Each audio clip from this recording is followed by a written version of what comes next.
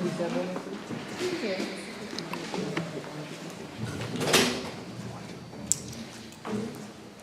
afternoon, ladies and gentlemen. It's my pleasure to be before the House today, purporting a motion that if we're given a situation where we have equally eligible candidates for a public sector position, that we would give it to a friend as opposed to a stranger. Now, this is simple, ladies and gentlemen. It means that if I have an interview and the two candidates before me have the same qualifications, things that are requirements of the job, and they have equal qualifications, meaning that they're both very competent and can perform the job, that in deciding, if there's no other factor, and only difference between them is that one, I know, I'm familiar with, he or she's my friend, and the other one is a complete stranger, I would choose a friend. And I believe that the gist of this motion, the gist of the debate is really in deciding who to work with. Would you work with somebody you're more familiar with, you know their intentions, you know their work ethic, you know their ins and outs? Or would you work with somebody that you're not familiar with at all? This motion is not about competence, and this motion is not about who can do the job better. It's about, would I prefer to have familiarity, or would I prefer to have somebody who I don't know, right? And we're saying to you that in public sector jobs, it makes you more efficient working with somebody you know. Now let's go to the status quo. The status quo is that in Jamaica, we have a problem. We have a problem where, and it's internationally as well, a lot of programs that are started by the Prime Minister and his cabinet are not continued by opposition when they get power. So we find that the political system becomes a dog-eat-dog kind of system where somebody is always trying to one-up the other. And we're saying to you that this creates a disintegrated system which does not work in a harmonious situation, and this breeds out a problem. Having familiarity and having friendship, first of all, gets rid of those problems altogether. And that's going to bring me to what are my points and my labeled points. So first of all, in my speech, I'm going to be analyzing who is a friend, who is a stranger, then linking it to the intrinsic worth or value of a friend, especially in a job environment, and then I'll be looking at how this serves the society as a whole. Point of information? I'll take you now. You're assuming that this deciding body will be working directly with the person you're putting in the position, but this person will be working to serve the public. They might not even be working directly with the deciding body. Okay, so in terms of the deciding body, we think that it is the deciding body. We think that the deciding body is going to be choosing whether or not it's a friend or... So in my definition of the motion, they'll be working with the body, the deciding body, and not some external body, right? So if we have minister education having some kind of interviews, they work with minister education. Continuing. Now, a friend is somebody who you can trust. And why is this important for public sector bodies? We're saying that public sector bodies deal with sensitive information that must be dealt with by persons who are able to handle the truth, right? And are able to handle it responsibly. Now, how can you guarantee as somebody who's in charge of another person whether or not this individual is somebody you can trust with certain information and certain inner workings of the public body? We say that friendship establishes this kind of trust, which makes it easier for you to work with them, especially in respect to information that's extremely private, especially to the government. We're saying that strangers may have different intentions which you do not know of. People are always trying to disrupt the democracy of the United States of America. And this can come in the form of somebody who is very qualified. How do you distinguish between somebody who is trying to disrupt democracy and trying to disrupt a public sector organization as opposed to somebody who you understand their intention and their worth?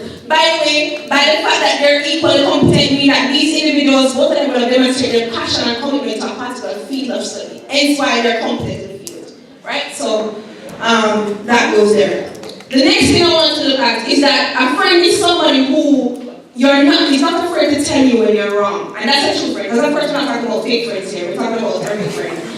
So we're saying friends are persons who are willing to tell you when you're wrong. And this comes out the whole idea, which I anticipate will be coming from them about accountability. How can you hold a friend accountable when you have a friend in public sector organizations? We're saying to you that what we're purporting is that checks and balances that have an automated system as opposed to a perceived system will exist bodies within the government. So we're saying to you that there are checks and balances to go against corruption. So we're not going to have people, friends, embezzling hundreds of millions of dollars from public sectors without anybody realizing, because we don't have the systems in place and the checks and balances in place to sign off on certain things and accept it. But we're saying to you, ladies and gentlemen, that a stranger, as opposed to a friend, may be afraid to tell you when the decision is making in regards to the company is not necessarily serving the workers or the company itself. Strangers may be afraid to talk out because they're afraid, okay, you may perceive me in the wrong way or I may lose my job. A friend is an established positive relationship, which means that whether or not you guys see eye to eye on a particular issue, there's always a conclusion that you're able to resolve it eventually, positively. I would say that does not exist in a kind of friend relationship where you're not acquainted with the individual. The next thing is that unaccepted. A friend is someone who will support, and of course, I said before that in the political system, we do not continue with very good programs because of the fact that it's very dog-eat-dog mentality. But we're saying to you that when you have harmonious people are supporting each other, then you do not necessarily have that being the case. The next thing that we want to talk to you about is that public bodies are consumed by biases, and then these biases, of course, will infringe on the operation of the body itself. But we're saying to you that where there are checks and balances that exist, ensure that you have a proper operation of it. You should choose someone you're familiar with because one, you are able to trust them. You trust that they'll give you information that may hurt their feelings, but in the long run works for the betterment of the organization as well as yourself. We're saying that a friend is someone who wants to see what's best for you. So therefore, it's not trying to stab you in the back, which is what happened in public sector bodies in the first place. People are always trying to stab each other in the back. And so it does not work for the benefit of the organization. What it does is just create a rift between people. And there's no actual positive output. So with these, the government says, choose your friend over a complete stranger.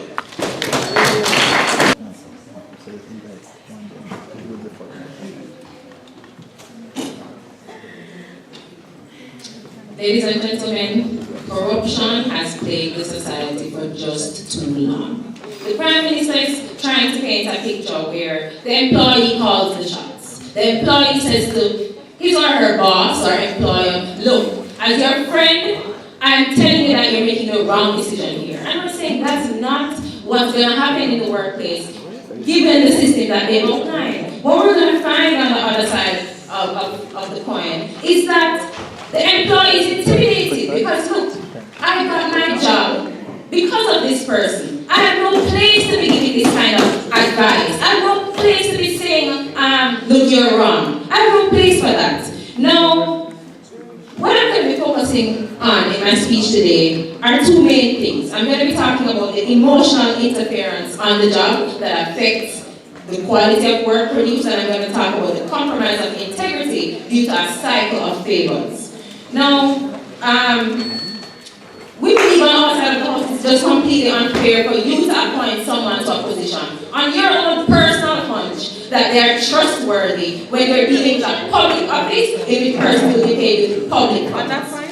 Not accepted. Now, going into my first substantive, we're all emotional beings, Mr. Speaker. It is impossible for you to separate the emotional side of you from the cognitive side of you, from the intellectual side. Mr. Speaker, you're one person. And we believe that that same emotional side exists on the job, at home, in church, on the road, wherever you go. That same emotional side of you will exist. And on the job, we don't simply shed our emotions and leave our sense of feelings behind it. Now, inherent in the definition of friendship, as was agreed on by the Prime Minister, is the fact that friends are near and dear to your heart.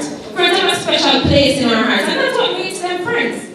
Now, when a friend needs to be addressed in a professional manner over wrongdoing, incompetence, inefficiency, whatever it might be, that emotional side is still there. And we're saying that emotional side is going to reign, especially when that friend knows exactly what heartstrings to pull. And we believe that that's fundamentally harmful in our workplace. You cannot compromise accountability in the workplace which is essentially what will happen on their side of the house, because you have friends reprimanding friends, and we know that that's problematic. You have friends having to give an answer to friends, and we know that that is problematic as well.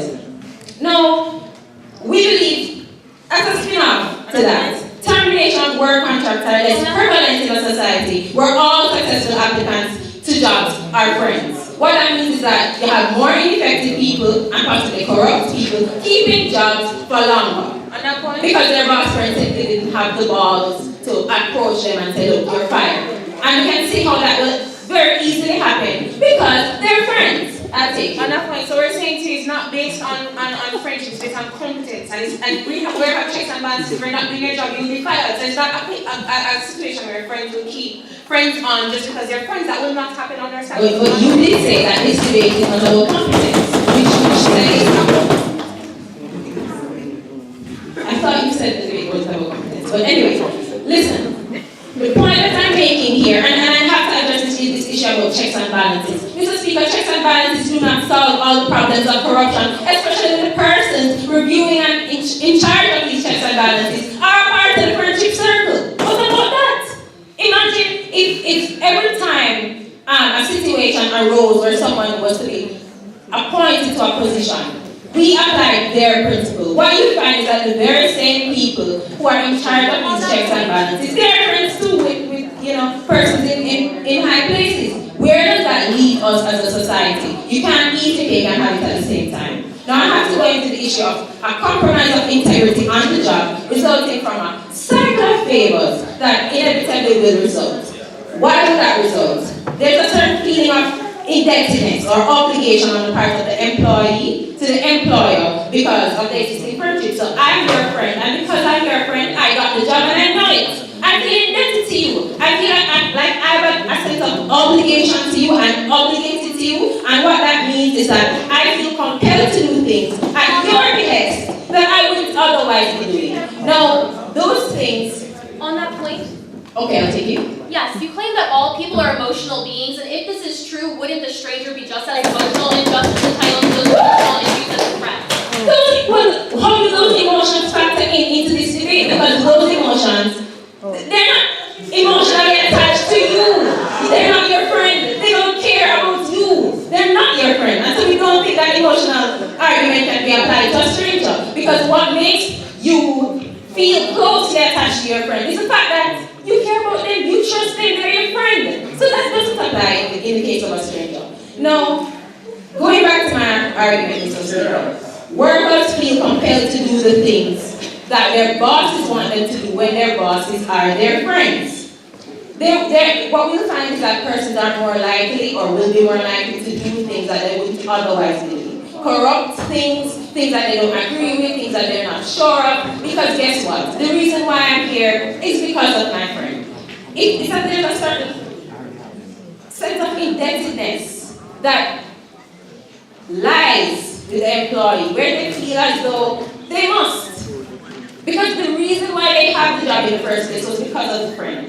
And we're saying these favors are oftentimes not good. Hence, they're favors. Because they otherwise would not have been done. And we're saying, we think in the workplace, the cycle of favors must be broken. We can't have we can't have the efficiency in the workplace being hinged on a cycle of favors where I hire you and then you do what I say because I want you to. That is exactly how corruption thrives. And we think that in stemming corruption, we have to be mindful of how nepotism and cronyism, by definition, hampers productivity. And I've shown how. Because for one, on their side of the house, you have more people holding jobs for longer when they're not competent to hold these jobs, and when they have shown that they're either corrupt or that they don't have good judgment or that they're just not fit to perform in these roles.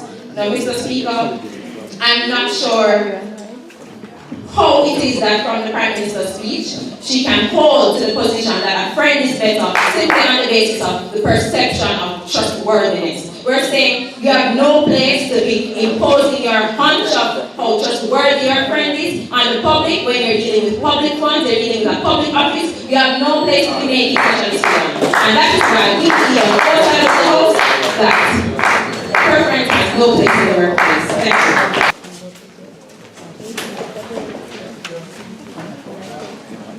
She's too short.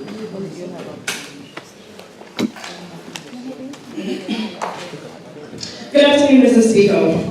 Alright, so first of all, the ideas that I'll be bringing to the host this afternoon are one, the fact that having friends within the organization can actually help with integration of that individual within the organization, which can be better for the company as an entity for itself. And I'll also be speaking about the fact that we are going to be reducing the political divides or problems that can be detrimental to the sector in and of itself.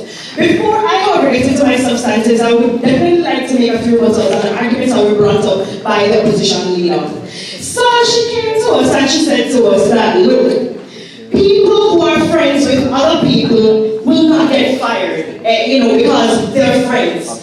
They will not get fired because of the familiarity that exists between these people and the love and the emotions and the affection that exists between two entities. But we wanted to notice because they didn't realize that we're actually talking about the public sector, which means that these individuals are accountable to our board. These individuals are accountable to the people within society for whom they have the responsibility for, which means that even if the friend probably doesn't go out and say, listen, I'm going to fire my friend, the country has the responsibility and the capacity to do so, and something will be done, Mr. Speaker. They will not sit in the position for long. We have seen in Jamaica, for example, where there's a big petroleum saga where somebody stole thousands of dollars in terms of taxes and so forth. What we saw happening was that even though this person probably had friends in the political sphere, we saw where Professor Trevor Monroe actually decided to bring the matter to court on behalf of the people, Mr. Speaker, because these things are possible.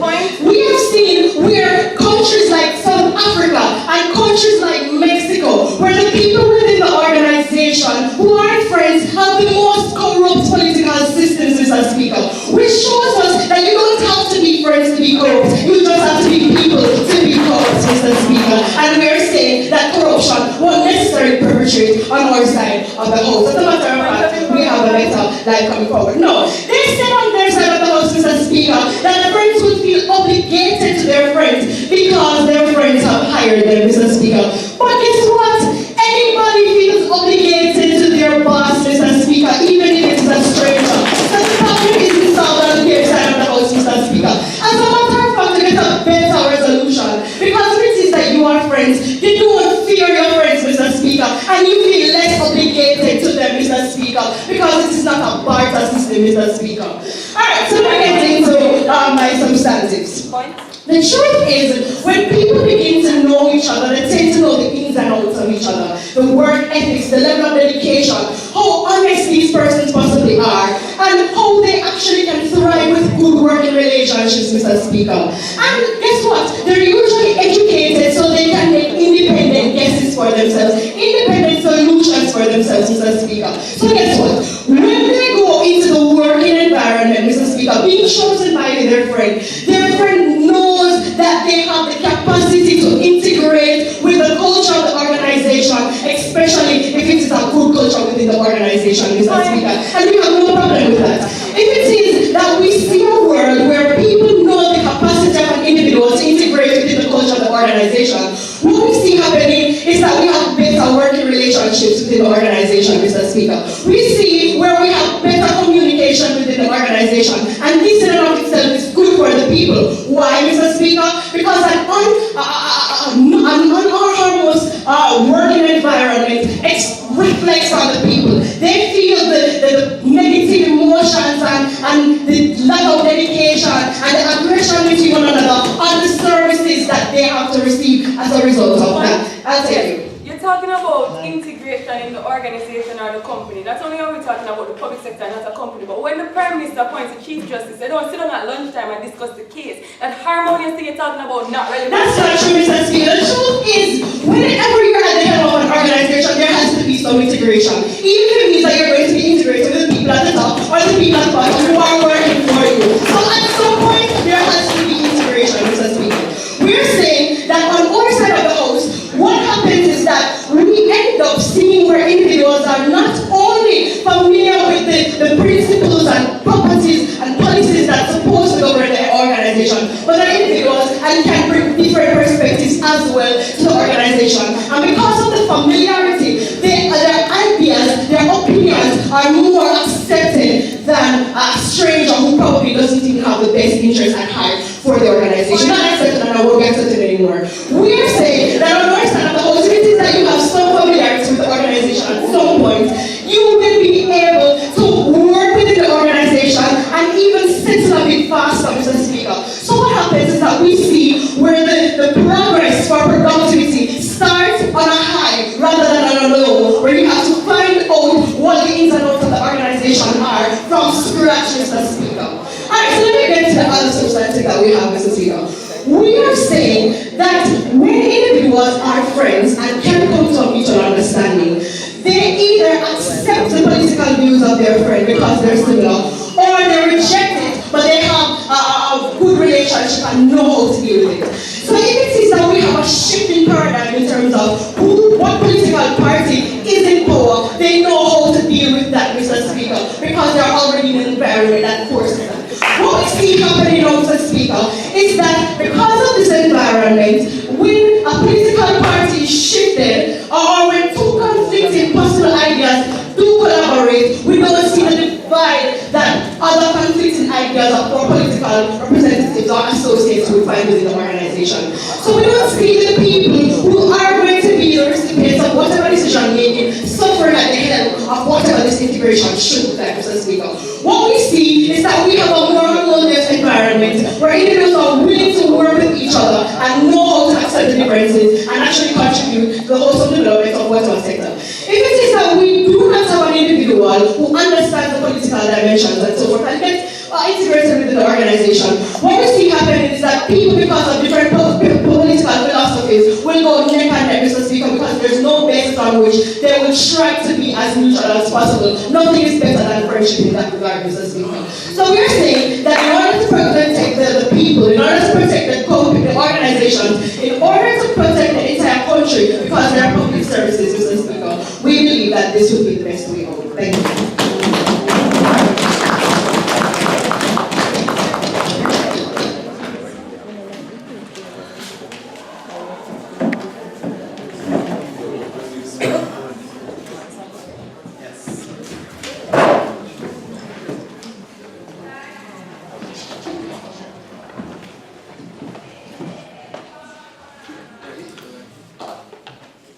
Mr. Speaker, it seems that we are both trying to see which mechanism is better at fighting corruption. We believe that the mechanism on the side of opposition, where we choose strangers over friends, is a better means of fighting corruption. Before I get into my unique addition to what my opposition leader said, I'm going to refute some of the things that the opening House of Government has said. So they have based their justification on choosing a friend over a stranger because they feel that a friend will be able to tell another friend when they are wrong, as was said by the Prime Minister.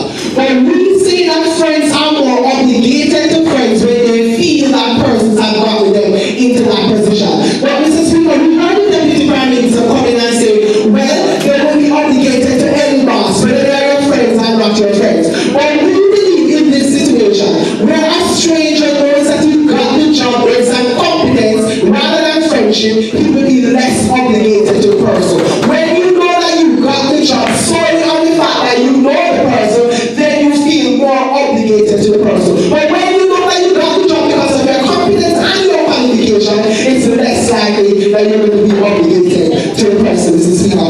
You heard from my opposition leader, Mr. Speaker, that there will be some sort of emotional attachment between the friend and the employee. Now, we heard a POI from the closing house, Mr. Speaker, that says that people in general will be emotional. Whether friend or not friend, Mr. Speaker. But we think in this case, fine, friends are not friends, emotions will still be displayed.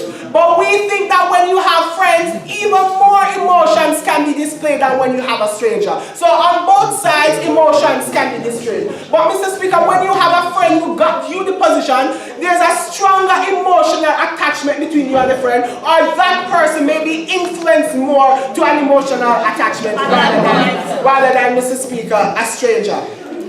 No, Mr. Speaker, they have said that they are not basing this on familiarity, but they are basing this on competence. If we remove the qualifications of the person, not consider that, but consider it based on friendship, then you're definitely not considering the person based on competence. You're really considering the person based on friendship, Mr. Speaker. I'm going to bring a unique addition. I'm going to take it soon. I'm going to bring a unique addition to this, Mr. Speaker, and it's the fact that when we choose our friends over our strangers, this can result in a disenfranchisement of minority groups. And when we talk about minority groups, Mr. Speaker, we're talking about the poor, we're talking about Muslims, or we're talking about LGBTQ groups, etc., Mr. Speaker. We think on this side of the government that it is unfair that you're going to give a person a job over another person because they were not in a particular position to be friends with the person who are giving them the job. We think that that is unfair, Mr. Speaker. When we choose our friends over our strangers, Mr. Speaker, we are creating some sort of system where you must have connections and you must have a network, you must have links so that you can better and uplift yourself, Mr. Speaker. We think, Mr. Speaker, that minority groups are less likely to have friends in high places. We believe, Mr. Speaker, that minority groups such as the poor are less likely to have these high networks and high connections in these places to get this job, Mr. Speaker. And this will result in a disenfranchisement of minority. Mr. Speaker, I'm going to take this one. So we need to ask ourselves, why will there be a disenfranchisement of the minority group? There will be a disenfranchisement of the minority group, Mr. Speaker, because they are less likely to have friends in these powerful places. Persons who are on the lower level of the social strata are less likely to have friends on the higher level of the social strata. Persons who live on the lower level of the, persons who live below the poverty line, Mr. Speaker, are less likely to have friends who are on the higher level of the wealth strata, Mr. Speaker. And we have to take into consideration that minority groups are important. So the question that they are going to ask, why do we need to care about minority groups? We need to care about minority groups, Mr. Speaker, because they are part of the society. We need to care about minority groups, Mr. Speaker, because we are working for a free and equitable society. And where we have an equitable society, it means that no particular group will be disenfranchised, Mr. Speaker. It means that no particular group will be denied the opportunity to uplift themselves. And when we choose our friends over our strangers, these persons who do not have friends in high places are more likely to be disenfranchised. Mr. Speaker, I'll take open. Yes, so we're saying to you that guess what? Both of them have the same qualification, but we want somebody who understands their work ethic, we trust them, we understand their ins and outs, we're able to work in a harmonious situation with them. Not because one is more qualified than another. Arguments about minority groups, we think that there are opportunities. You're taking too much of my time, Mr. Speaker. Mr. Speaker, so we are saying on this side of the house that friends are more subjected to be emotionally attached, Mr. Speaker. And when they are emotionally attached, you are less likely to carry out the job efficiently, as was stated by my opposition leader. So I'm going to get back to my point of why we need to care about minority groups, Mr. Speaker. For us to have an equitable society where we give everybody the chance to uplift themselves, where we give everybody the ability to make better of themselves, we need not to deny persons based on the fact that you are friends and you're not friends, Mr. Speaker. We need to take into consideration the effects that minority groups can be subjected to when we choose our friends over our strangers, Mr. Speaker. When we choose our friends over our strangers, Mr. Speaker, these persons in the minority groups will have social inequality and financial inequality, Mr. Speaker, because it means then that they won't be able to take care of their families sufficiently because they're not getting the job, because they don't know the persons in high places. So we find that the offsprings of those persons who are disenfranchised, the offsprings of minority groups who are disenfranchised, will also be disenfranchised, Mr. Speaker, because they do not have the financial resources to take care of their family, because they did not have a friend in high places. We find that there can also come out of this an educational inequality where it reaches the tertiary level, Mr. Speaker. We think that persons of minority groups who do not have friends in high places to get jobs will not have the financial resources to fuel their students' tertiary education. So we are finding that the children of minority persons who have minority group will have perhaps a lesser educational background than those persons who have a higher level educational quality. We believe, Mr. Speaker, that because minority groups will be disenfranchised when you choose your friends over your strangers, we believe that you should actually hire strangers far more than how you hire your friends.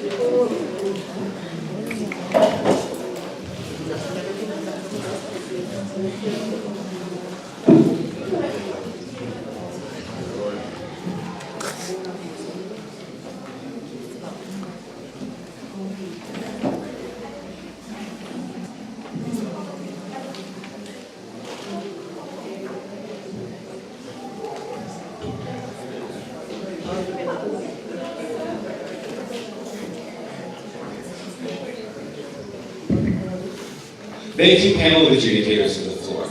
I'd like to take a step back in this debate, and let's look to what the resolution says. It says, given that eligible candidates for public sector jobs are equally qualified, that we should choose a friend over a stranger. This is going to be particularly weighty in my analysis, panel of adjudicators, because it will go to the heart of the misunderstanding on the entirety of opposition's bench in today's round. Because they presuppose over the course of their analysis that you have two unequal candidates, and that you're choosing a candidate solely on the basis of whether or not they're a friend. But as the resolution states, these are equally qualified candidates. So with that in mind, I'd like to move into rebuttals and then address some substantive issues. First of all, the opposition in today's round has brought up the fact that people are going to be emotionally tied to their friends in the workplace. I'll point out, panel of adjudicators, that work itself is not a purely rational enterprise. We all recognize that we form emotional attachments to the people in our workplace, whether they were our friends when we got there, or whether they aren't. So this is particularly weighty in today's round, because when we understand organizations, they're not just rational. You don't just go to work every day and think about your job. You engage and interact not just with the people in your workplace, but with people throughout the society at large. And this is effective, not solely on the basis of whether or not they're a stranger or a friend. I'll take you at the end of my analysis. Thank you, though. But let's move on to the second issue in today's round. Namely, opposition wants to allege that there's going to be a cycle of favors that develops that checks and balances simply can't account for.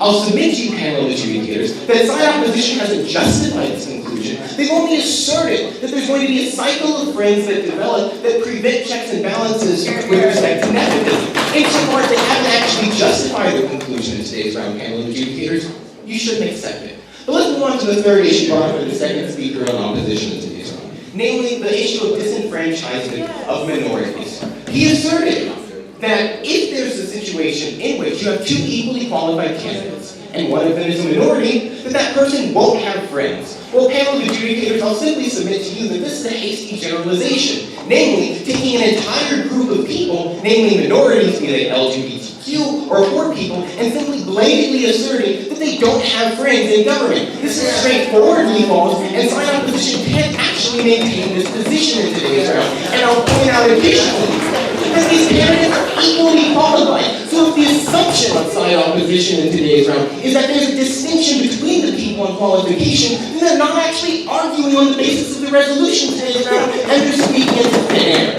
So with that, let's move on to my main arguments in today's round, and let's look at the fundamental responsibility of the state. We all recognize that states are created in order to provide means and sufficiencies for people living within those states. They do things like create driver's license, give people passports and visas, police, and they also exist in government. But remember, we only have these governmental systems because they're meant to help people. So the argument in today's round has to show, we on side government have to show rather, that government works better and more efficiently and effectively and increasing its capacity when you work with friends rather than strangers. And I'll submit to you, panel of adjudicators, that our opening bench has already sufficiently dealt with the issue in today's round of efficiency. So we'll talk about this a little bit more later, but what we have to look with respect to uniqueness is the philosophical justification for having a state in the first place. We establish states to make sure that it's efficacious to the people underneath the state who consent to be under that social contract. And if the state is not functioning properly, then the people who are running it are going to be voted out of office. That's the point in today's round. So if people don't accept and consent to the way the government is being run, then they'll get voted out of office. There's some public offices that you don't get voted out. Like Perfect.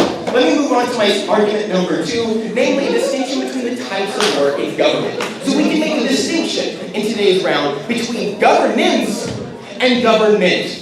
When I talk about government in today's round, I'm talking about the regular abilities of the state. I'm talking about police forces, passport offices, customs officials, road people, people who just work under the state to fulfill the needs of the people underneath it. But then on the other hand, there are people who work in governance. These are people like legislative aides, executive aides, etc. What's important to bring up with respect to this distinction is that we all recognize that if you're the president or the prime minister of a country, you want people around you who you can trust to carry out the decisions that you make. This is particularly weighty in today's round panel of adjudicators because we also have to recognize that in terms of governance, you need these close personal relationships in order to get policy done in the first place. I need to be able to trust that my legislative aide in Parliament, I'll get to it in my analysis. I need to be able to trust that my legislative aide in Parliament is actually going to carry out what I ask them to do. And the best way to ensure this panel of adjudicators is to make sure I have a rapport with that person going into that relationship.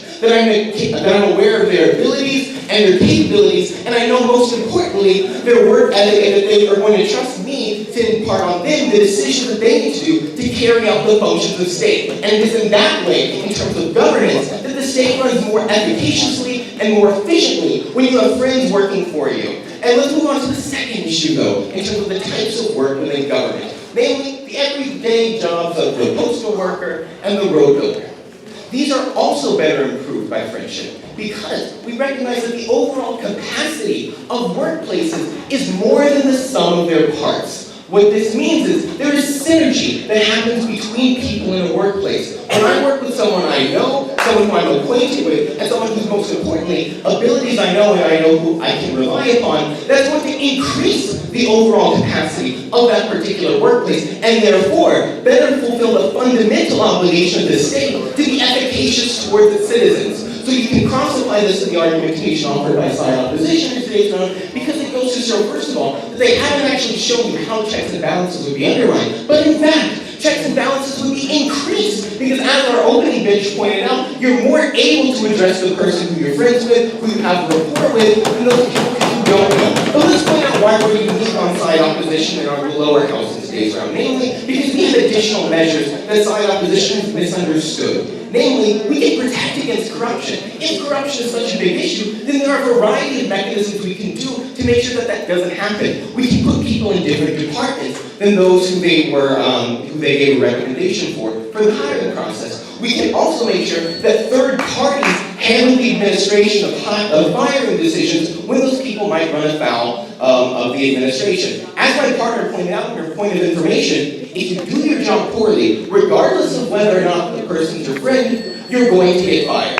And that's how we maintain checks and balances.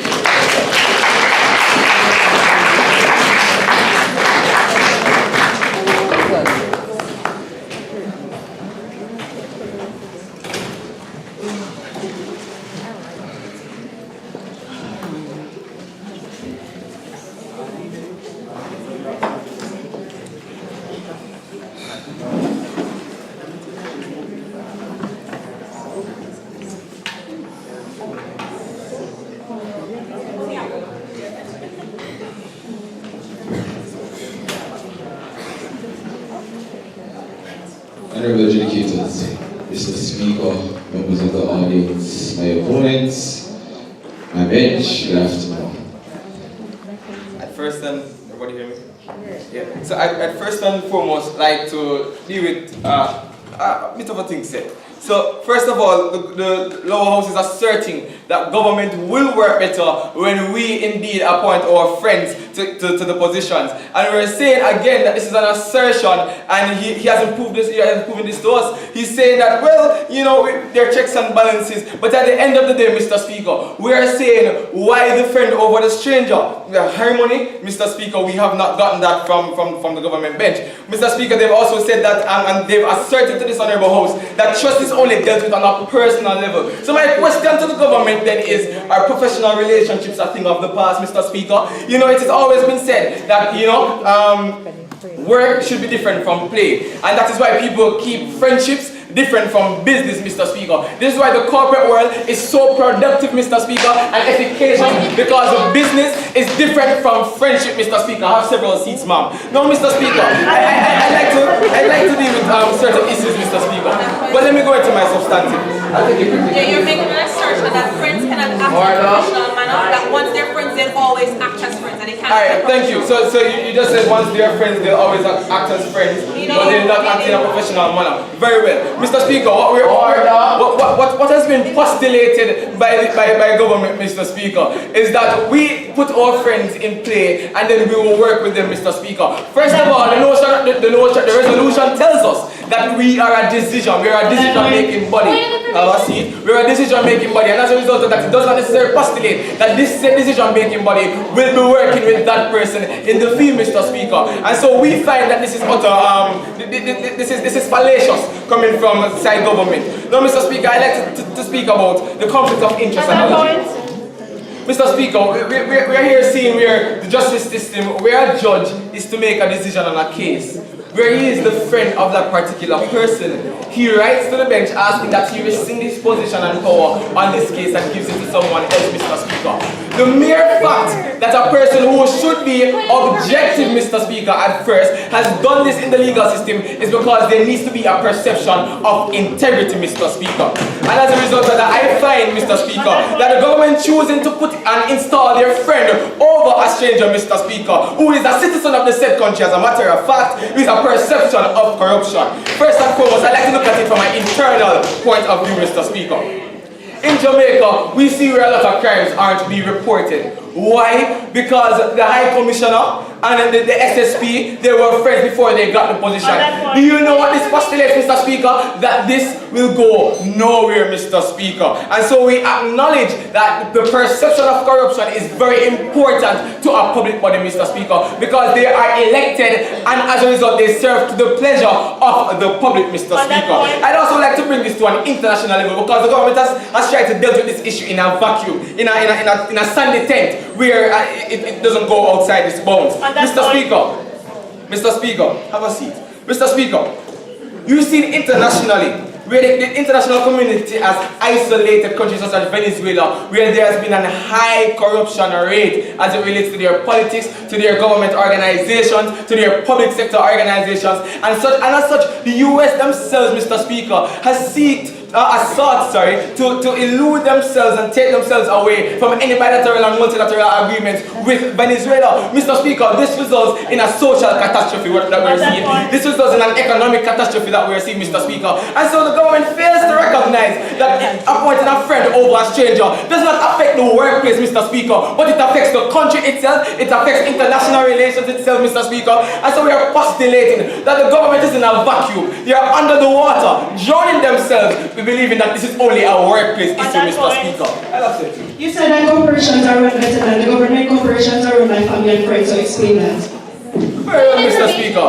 Very well. First of all, if you look at a lot of corporations, Mr. Speaker, the family owns it, they have shares in it. And who they appoint? You think they appoint other family and friends? No, Mr. Speaker. They appoint strangers to work for them because they believe in the validity. Mr. Speaker, I will ask the government to check the facts before they come to this honorable house with such lewd and fallacious arguments, Mr. Speaker. Mr. Speaker, I'd also like to note, Mr. Speaker, I'd also like to note that this is also conducive to corruption. Thank you, Mr. Speaker. Point of information. Thank you. So, we've talked about this whole time is the issue of friends and corruption. But isn't it true that there are corrupt people on both sides? Thank you. So we're now saying, thank you. No, we are saying, Mr. Speaker, that they're corruption people and what their friends are corrupt and strangers are corrupt. But we are saying, Mr. Speaker, that we acknowledge that as human beings we cannot altogether stop corruption with a mechanism as this. But we are saying it will deter. We are saying corruption is less likely to occur where you place a stranger over a friend, Mr. Speaker, especially where they have equal qualifications. Now, Mr. Speaker, I was saying that it creates something, a society that is conducive to corruption. So, you know, I scratch your back, you scratch my back, you know. I appoint you in that agency, and I don't still work with you every day. But if you are supposed to come and audit me, I can make a phone call and my friend will make it vanish, Mr. Speaker. We're not just talking about an organization, Mr. Speaker. We are talking about a circuit of organizations, Mr. Speaker, where one person appoints a person in another organization, and as a result of this, Mr. Speaker, where checks and balances are supposed to be held, we're not talking about inter-organization, we're talking about an organization such as the auditing organization who will audit this public sector. The person can simply call the Auditor General, Mr. Speaker.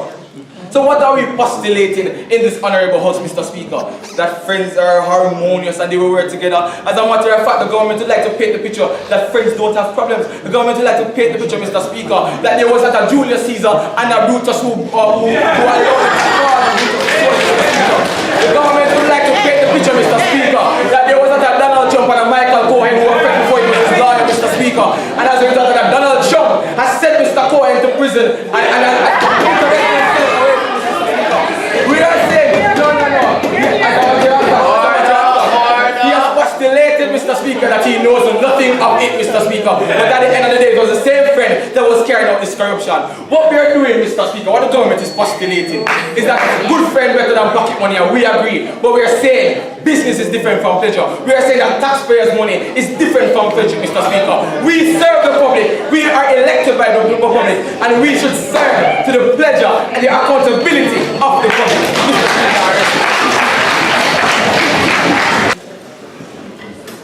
Thank you, panel of adjudicators to the floor. Good evening to everyone here in the audience. You know, I want to point something out that's kind of funny. On side opposition, they contradicted themselves today in their argument through their actions, because this whole time they didn't really take a question from me, the stranger, but they took it from the back.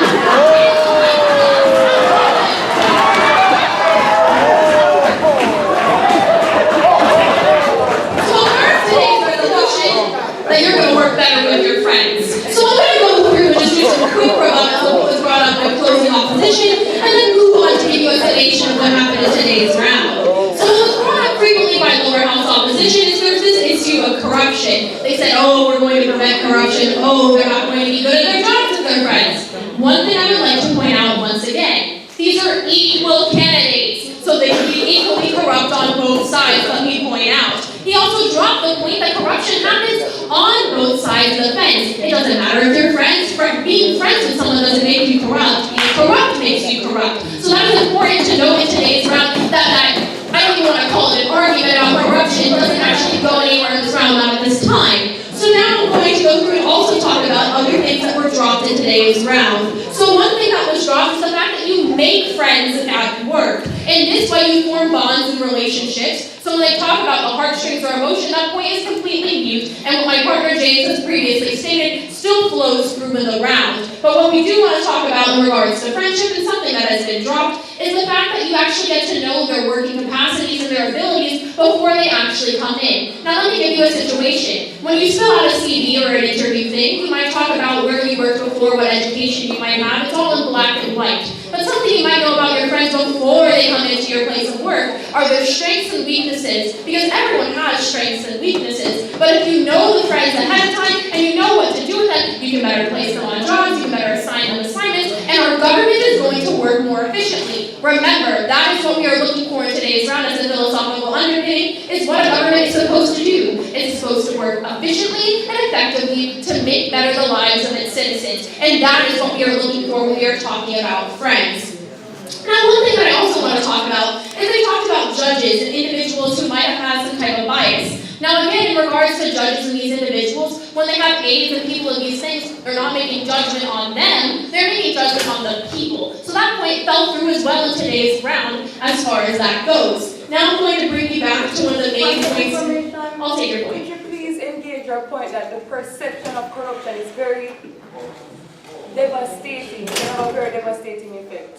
Okay, the perception of corruption is different from the perception of nepotism. Let me point that out. There's a difference between being corrupt and a difference between this idea that working with your friends is somehow going to produce a negative result. Now, what we're showing you on side government is that perception is false. Working with your friends is going to produce a better result, and we showed you this through a justification. They tried to allege them because they justify this. The justification is one, you know the strengths and weaknesses of your friend ahead of time, so on day one, they can be working in the best position available. Two, you're able to have a better working relationship. As James pointed out, a place of work is not the sum of its disequal parts that aren't working together. It is a synergistic relationship between employees, employers, or even two different employees, because sometimes they're even brought in on the interview process. When two puzzle pieces don't fit, you don't have a smooth thing. But when they do fit, you have a smooth working relationship. So that is very important to know in today's round. So again, we're showing you this perception of nepotism and corruption is actually incorrect. Now I'm going to move you into our point on this checks and balances and the fact that they're not actually dismantled or disevaluated because of the fact of friendship. There is accountability in every workforce. You still have rules that you must follow. There are still people you are accountable, such as the government and things of this nature, especially when there are cases of elected officials or times where third parties are going to be the ones that are actually involved with your removal from office. As my partner Jade brought up, we also wanted to make sure that there are policies in case such as a third party being responsible for termination and not simply your friends. So these points of firing and everything still float aside government. There's always accountability in government, and most importantly, accountability to the people you serve. And that still holds when you are friends. Yes? Friends tend to not know very much about their friends' professional capabilities, like how large a workload they can carry or whether or not they come to us. That's a great point. Actually, because it's wrong. Because you make I wanted to bring up, you don't really make friends in university. You make friends in high school. You might have made friends through different working relationships before you actually made it into the government. So you actually have a reductivist view of friendship if you think it's somebody that you might have played basketball with you when you were 5, because you might actually make an adult friend, and you will have a better perception of how they work and what they do. Also, when it comes to the personalities of better individuals, my friends might know that I'm better at thinking on the spot than when you give me a long time to do something. So they're going to put me in maybe a PR position or something of that nature. And they know that purely from talking to me and listening to what I might do. So I want to point that out about friendships. They can have a really great perception of working relationships. So what was important in today's round? One, there's a difference between the government and governance, and they both still reap the benefits of having a working relationship. Government might be those people who are secretaries of the state or things of this nature. And if you work well together, you're going to have a cohesive political system. But then on the side of bureaucracy, you're also going to see a better working relationship, such as the road builders and the road workers working together as a better way to create a smoother path that they've literally paved for your democracy. So we see that on both sides of bureaucracy or the side of government, you actually still have a better working relationship. And then I also want to talk about again, and bring up that what we really talked about, which was unique on the side of lower house, is that synergistic relationship and how that's deeply important. When you know the person inside and out, or even just know them professionally, and you might have a better instance. There are things you can't learn from a resume, and therefore it's important to have a good, cohesive chemistry between individuals to know what they need to do and to know what you need to do to make it a better government for the people of Jamaica or the people of any nation. And finally, again, something that we still have in one out on is the issue of accountability. Checks and balances don't disappear because you might have known the person. They are in law. They are written down so you know them for a fact. The accountability of the people doesn't disappear. It's not like you lose citizens when you actually have a friend working for you. These people still are accountable to their government and can redress their grievances. It's in the Constitution of the United States, and I know it's in the Constitution of Jamaica, where you have the ability to redress grievances if your government is wrong. And that could be if the strangers are wrong or if the friends are wrong. But we show you there's benefits with friends. And for all of those reasons, we strongly urge a vote for government. Thank you.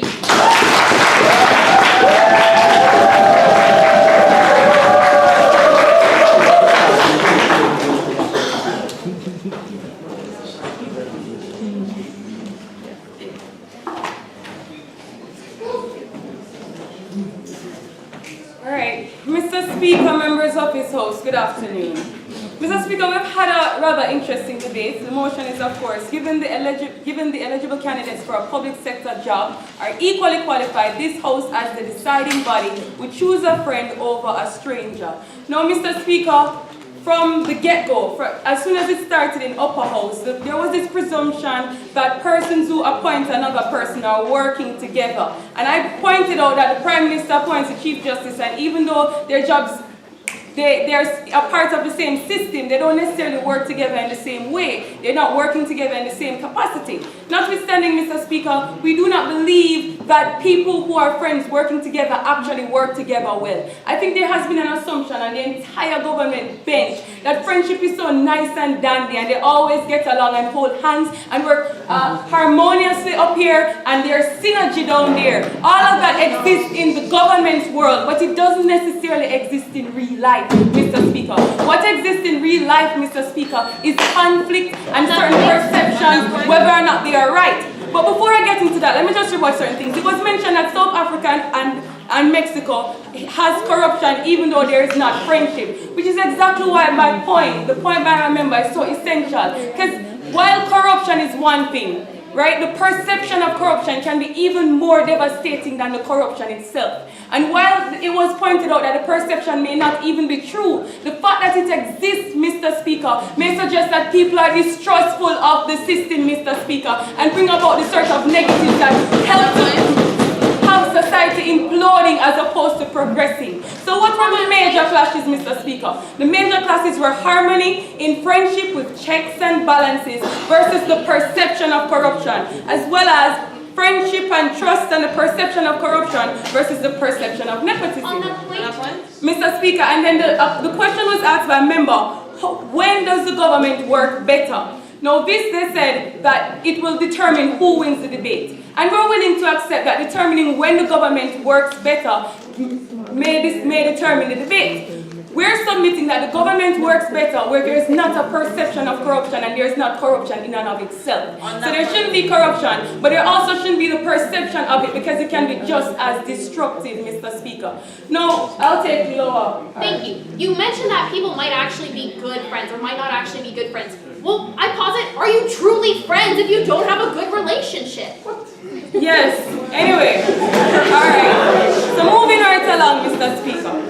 It has been said on the arguments of harmony and friendship and checks and balances. They're saying, like I said before, that there's this assumption that friends necessarily work well together, and they have said in the lower house that you'll be better able to put a person in a position based on what you know the person's strengths to be and their checks and balances. But you know, one thing that was kind of ignored is that the checks and balances apply either way. So if a stranger is not performing well, the checks and balances can put that stranger in order. But what is different about what was brought by my member is that other than the fact that they do not really address the problem that the perception of corruption caused, Mr. Speaker, when we think about what makes a government not perform well, for example, why don't the people trust the police? Why don't the people trust the government? Why don't the people trust the court system? It's because they believe that there's corruption.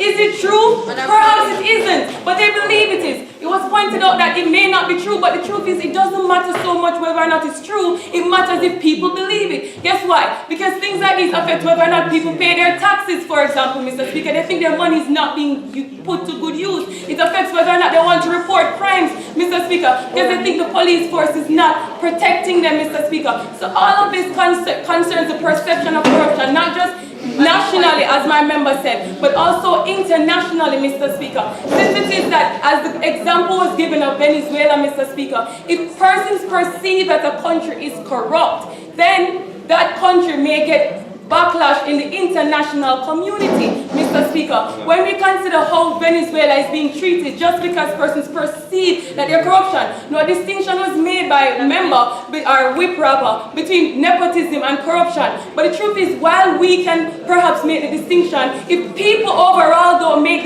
this distinction, it doesn't matter seriously. Because the same negatives that can come from them thinking it's corruption, even though it's nepotism, applies either way, Mr. Speaker. And so we have a government working better, where the people are more trustworthy worthy of the government. Which is exactly why my member gave the example of the justice system, Mr. Speaker. When a judge is to hear a matter, Mr. Speaker, where it is known that the judge has some connection to the case, there's a conflict of interest. They don't say, well, you know, we trust because of your character or whatever, you'll do this well. There's presumed to be a conflict of interest, Mr. Speaker, because of how the public will look at this and how they will react to it, Mr. Speaker. And not saying that the judge may well be a good person, just as your friend may well be a good person, but notwithstanding, the stranger should still be selected, because just by virtue of what they see and what it suggests, Mr. Speaker, maybe it creates an environment that breeds, Mr. Speaker, distrust among the public, Mr. Speaker, and is conducive, Mr. Speaker, to corruption in itself. Yeah, so we're saying to you that basically not because you're friends mean that you're going to be necessarily corrupt, and that your assumption is that friendship means that there has to be corruption. Yeah, right. So you haven't really been listening to me. I'm saying while it is that you may well be corrupt, even if you're not, the mere fact that people perceive that you may be has significant negative implications on how well the government system will run. If answering this question determines who wins the debate, we're showing you on our side that as a government system where people do not have faith in the system can break down at different arms, no faith in education because they think, oh, this person was appointed because he's so-and-so friend, Mr. Speaker. All of these matters have negative, significant implications that they haven't really engaged with. So she distinguished nepotism and corruption and all of that, but they haven't really spoken about how the perception can be detrimental to the society, to the point where the people just do not trust the government and people in public office. And so we're saying, Mr. Speaker, that the government works better, along with the checks and balances, with having persons who they don't know. So when things go wrong, they can't say it's because it is Trump's friend. Understand? They know that this man came in with his qualifications. He had nothing to do with Trump. It's just a separate matter. And that's the government that works the best, Mr. Speaker. And that's the government that the opposition is standing up for.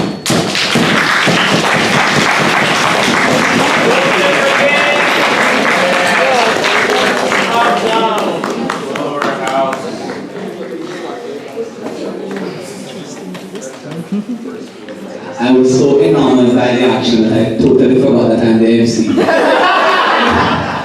We saw that. we really want to congratulate the finalists for what has been, as one gentleman said, a very spirited representation of the intellectual sport of world-class debating.